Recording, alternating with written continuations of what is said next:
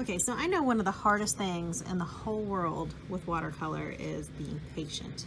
You have to wait for some things to dry. So remember back when we looked at the dry brush and we put a dry brush on top of something that was still wet and it started to bleed. And really what we wanted were these nice crisp edges. So if you just wait for things to dry before you start, then you won't have much of a problem. So the same thing happens if you're going to start shading with watercolor. So this is a process, it's called charging or glazing.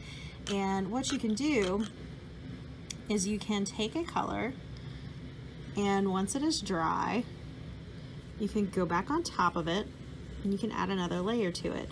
So this is really good for shading. Okay, another thing that you can do is you can actually add a color that is a complement. And if you want to look more at the color videos, you can do that too. But if you add a color that has been neutralized, so if you look here, that was this red, and the neutral of that, or the color that neutralizes that because it's a complement, is green. So if I take a little bit of that and I put it in the red, it's going to turn a little brown.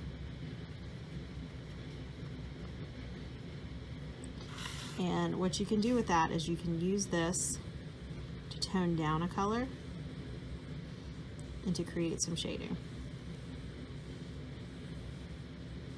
Okay, so if you do this while it is dry, it's called glazing.